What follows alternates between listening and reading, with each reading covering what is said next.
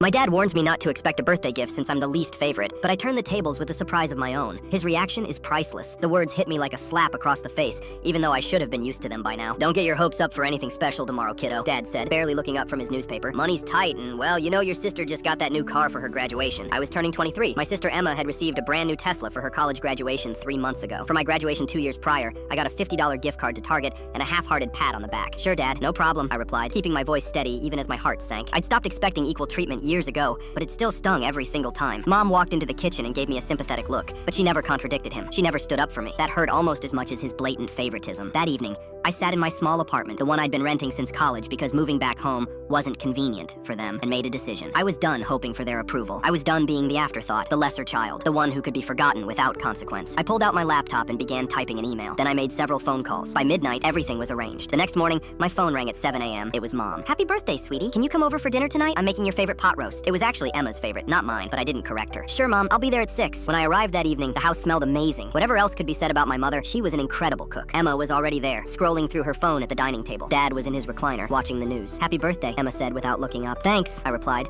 setting my bag down by the door. Dinner was awkward, as family dinners usually were. Dad talked about Emma's new job at a prestigious law firm. Mom asked Emma about her boyfriend. I ate my pot roast, which was delicious, and waited. Finally, as Mom brought out a small store-bought cake with "Happy Birthday" scrawled in generic frosting, Dad cleared his throat. "So, we didn't really get you anything this year," he said, confirming what he'd already told me. "But here's $20 for gas or whatever." He slid a crumpled bill across the table. Emma smirked. Mom looked uncomfortable but said nothing. I took a deep breath and smiled. "Actually, that's okay. I have some news to share with all of you." Dad barely looked interested. "Oh yeah? What's that?" "Well, remember Grandma Judith, Mom's mom?" Mom nodded slowly. "Of course. She passed away when you were 15. "Right. Well, she left something for me. I only found out about it when I turned 21, but there were conditions attached to receiving it. I had to graduate college, maintain steady employment for 2 years, and stay out of legal trouble. Now I had their attention. Even Emma had put down her phone." "What are you talking about?" Dad asked, his brow furrowing. I pulled out a folder from my bag and set it on the table. "Grandma Judith left me her entire estate, her house in Portland, her investment portfolio, and her savings. The lawyers contacted me right after my 21st birthday, but I had to meet those conditions first. I met the final requirement last month." Mom's face had gone pale. "That's not possible. She left everything to me. She left the family photos and some jewelry to you, Mom, but the bulk of her estate, worth approximately $1.3 million,